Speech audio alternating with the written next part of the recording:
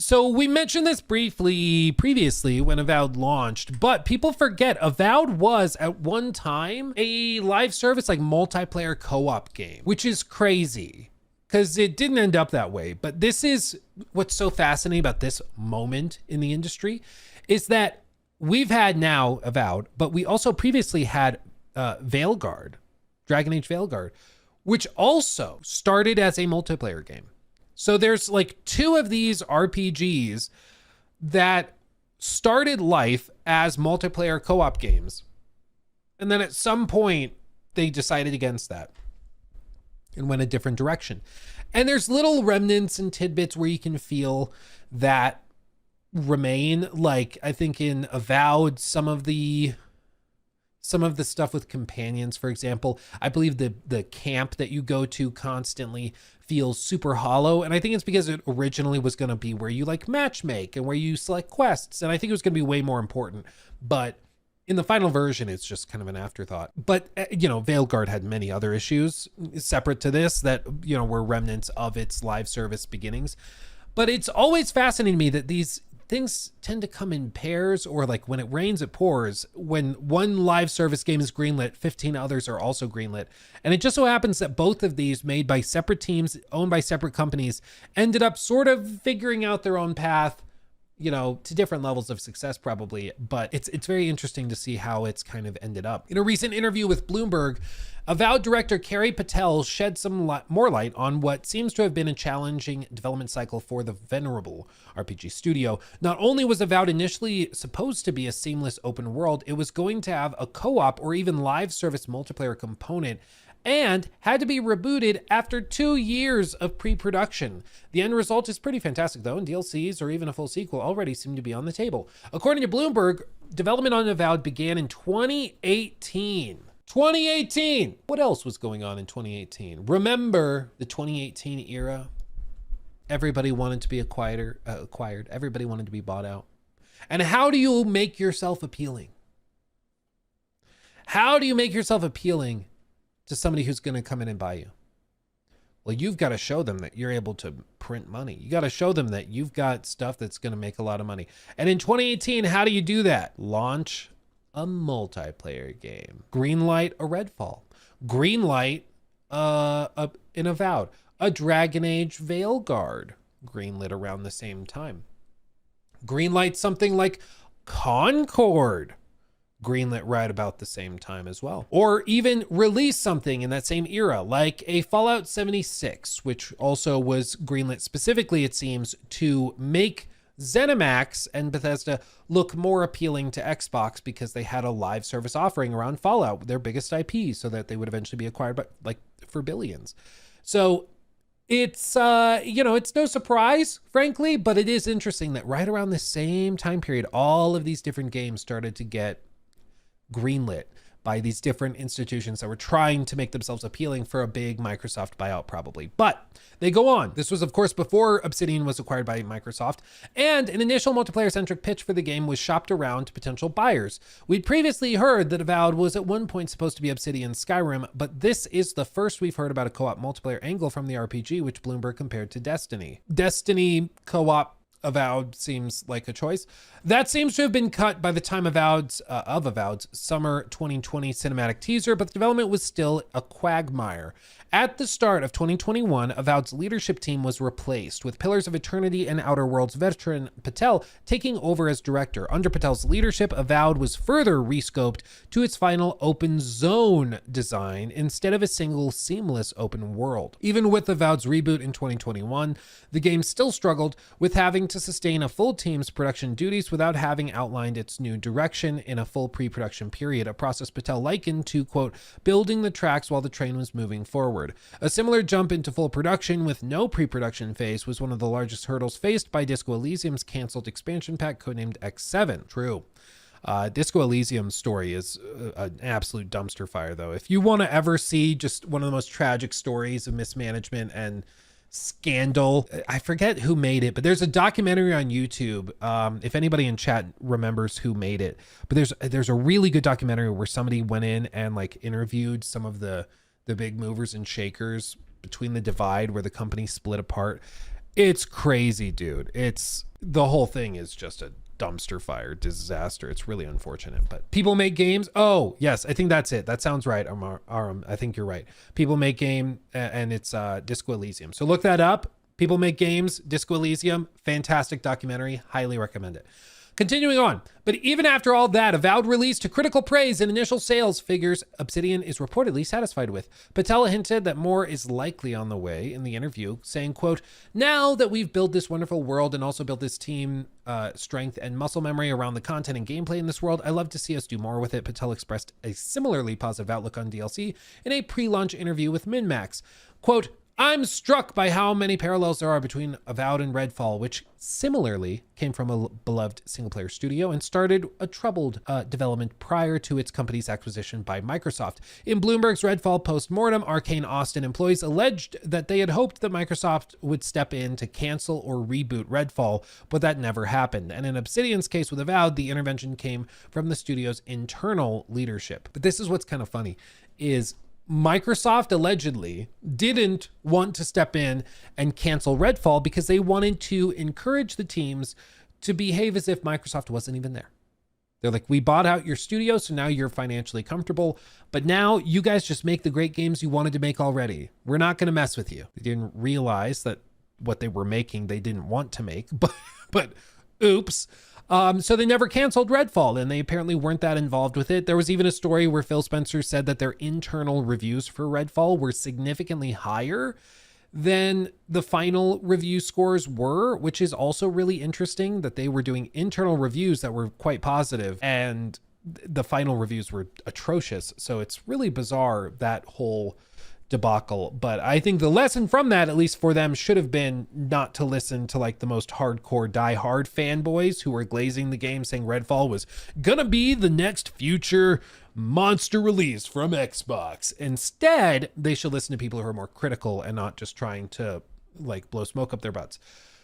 That being said, this whole era is fascinating to me. Quote, "Obsidian was in a better position to make a tough call like that, though. Arcane Austin seems to have bet the farm on Redfall with nothing else in active development, and Microsoft treating the similarly venerable Leon branch as a separate concern. Obsidian, meanwhile, has become a uniquely prolific multi-project studio, which also had Pentiment, Grounded, and Outer Worlds 2 cooking at the same time. That's going to be a grand total of 4 releases in 5 years by the end of 2025, practically unheard of in today's environment of ballooning development times.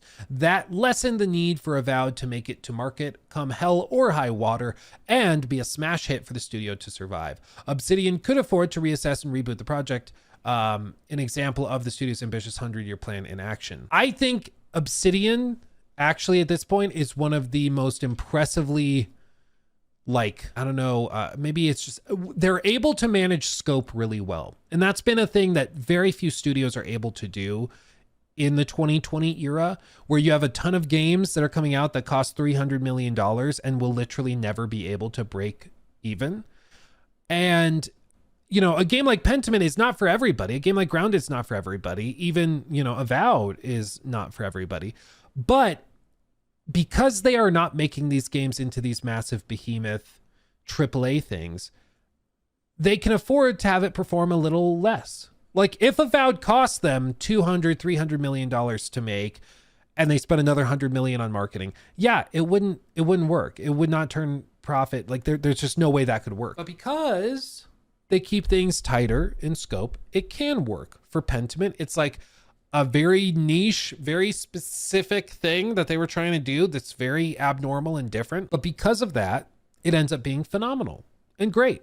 And Pentiment's a game that would not exist really at any other studio. I mean, if that's not a game you would get from anybody or anywhere else. And I think they do deserve credit for that. Does that mean that Obsidian is putting out the best games of the year? No. But I think that's the point, is they're not trying to. They're not trying to put out the game of the year contenders, which pretty much have to be AAA games. There's some exceptions, you know, Balatro, where sometimes you take the world by storm and you get nominated. But ultimately, Obsidian's not trying to compete with the big AAA heavy hitters. They're just not. And it's worked out pretty well for them. And in turn, we've also seen them put out, as they say there, 4 games in 5 years if they nail this. That's crazy. There's teams out there right now who have not released anything in close to a decade, and they're still working on something. Like Monolith, their last game was in 2017. Their last game was frickin' Shadow of War. And apparently the Wonder Woman game is in a disastrous state and like is still years out. Sony Bend, yeah, that's 2019 and nothing since then. Naughty Dog, 2020. Well, I guess they've done spin-offs, remakes, remasters, but like big AAA, like main releases, they haven't done anything since then. I mean, that's wild. That's wild. You know, with something like, you could say Rockstar, but it's also like their Rockstar. You know, 2018 was their last main release, but they've also done all the online stuff for GTA Online and everything, as you would expect. This is one thing that they've got to figure out in this industry, is how to get stuff out faster. What Obsidian's been able to do is they've been able to just tighten the scope. Initially, they were going to make it a big live service thing, co-op, multiplayer, whatever the crap, with a fully open world. And then they realized, nope, we're going to tighten it up, make it smaller, make it a little bit more reasonable. And they were able to put it out, and it seemingly has found some success. There's even reports that Microsoft is reportedly happy with Avowed sales so far. Not sure what so far, how much weight that's carrying. But it does seem to have sold decently well. And it's seeing good player numbers on Xbox Game Pass. It's seeing, you know, a decent reception. So it seems to be doing exactly what they were hoping it would do. And I'm sure that they're going to greenlight another release of some sort for the IP and for the team. So Obsidian's managed to find a way to get games out faster by tightening scope, and therefore the budget is lower. Boom. And there's ways that other teams could do it, but it's basically you get more work out of your team, you shorten the dev cycle, or I guess you just go smaller in scope, and therefore tighter budgets. And that's how you can have a smaller budget and you can have tighter dev cycles and stuff like that. Obsidian tightened the scope, didn't need as much money, so it works. For something like some of these other massive projects that they're working on, I don't know if there's an easy solution. What they are banking on is what Satya Nadella was even talking about last week, which was this new AI tool, Muse, that they want. He says Xbox, quote, will have a catalog of games soon that will start using these AI models.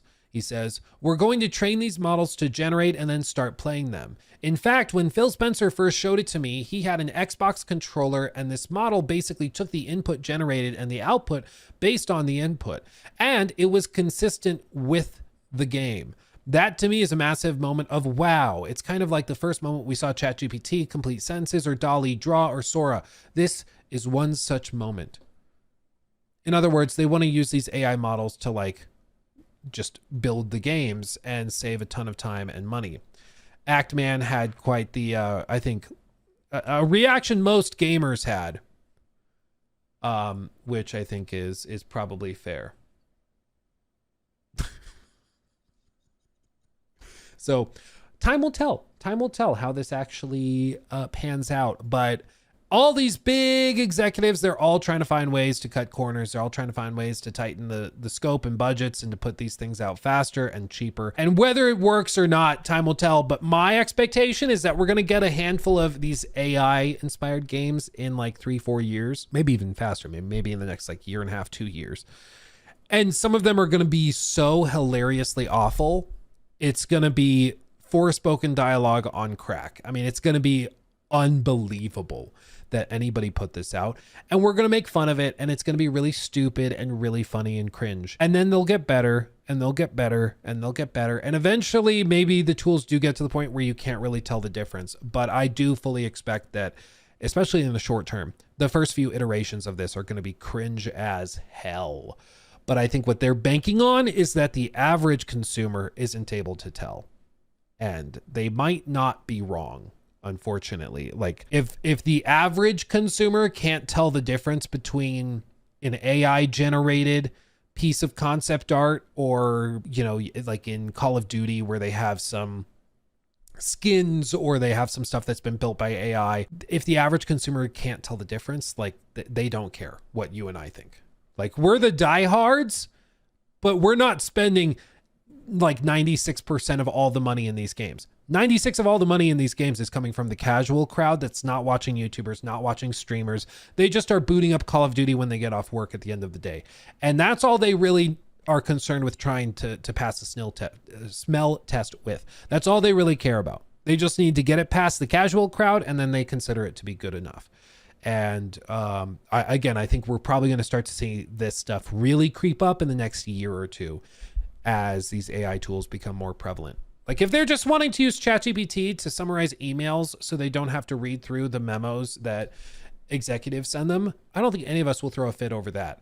It's when you start to use AI tools to replace the artistic elements within the game, the human component, that's when stuff starts to really crumble. And I think that we're only going to start to see that in the next like year or two. Can't be much worse than what we have today. Just you wait. Just wait. I have a feeling there's going to be some really funny and really kind of insanely cringe stuff that's just AI dialogue on crack. So buckle up. He took my thing.